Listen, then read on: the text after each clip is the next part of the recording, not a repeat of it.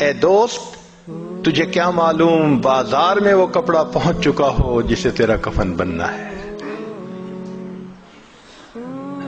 اے دوست تجھے کیا معلوم بازار میں وہ کپڑا پہنچ چکا ہو جسے تیرا کفن بننا ہے. انسان شادی بیاہ میں مشغول ہوتا ہے اور اس کو نہیں پتا ہوتا کہ قبر تم میں کفن کا کپڑا پہنچ چکا ہوتا ہے. اللہ اکبر کبیرہ. ایک آدمی کو دشمن نے قتل کیا اور نہر کے اندر ڈال دیا. کئی دن اس کی لاش نہر کے اندر ہی رہی تو پھول گئی. ایسی پھول گئی کہ جب اس کو نکالا گیا تو پتہ نہیں چلتا تھا کہ یہ کون ہے کون نہیں. پہچاننا مشکل تھا. یہ بھی پتہ نہیں تھا کہ کس شہر کا ہے.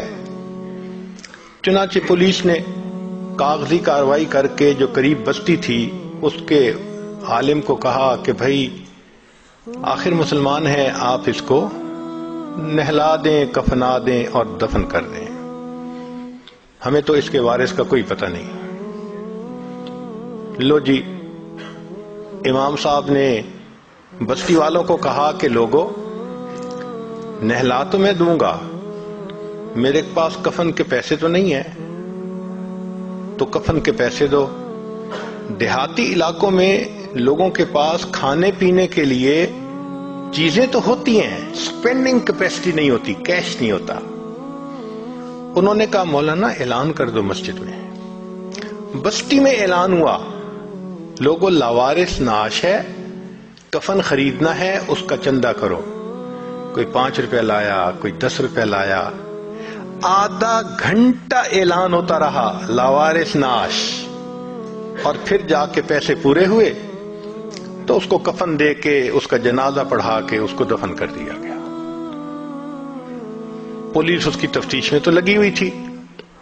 3 مہینے کے بعد کیس کی حقیقت کھلی تو پتہ چلا کہ وہ ایک علاقے میں ایک پورے گاؤں کا نمبردار تھا اور اس کی 4 مربع زمین تھی جس میں فروٹ کا گارڈن بنا ہوا تھا. کروڑوں پتی تھا، کروڑوں روپیہ اس کے بینک اکاؤنٹ میں تھا اور اس کے 4 جوان العمر بیٹے تھے.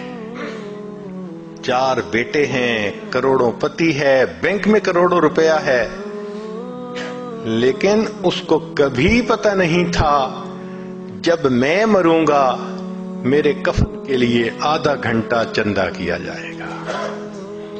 وارث مان نہ کری وارثاں دا، رب بے وارثا کر مارتا ہے. فرماتے ہیں کہ اے وارث تو اپنے وارثوں کا مان نہ کرنا، اللہ تعالیٰ کبھی کبھی بندے کو لاوارث کر کے مار دیا کرتے ہیں. کیا پتہ کس حال میں موت آئے. اس لیے نبی اسلام نے فرمایا کن فی الدنیا کأنک غریب او عابر السبیل. دنیا میں ایسے زندگی گزارو جیسے کوئی مسافر ہوتا ہے یا جیسے کوئی پردیسی ہوا کرتا ہے.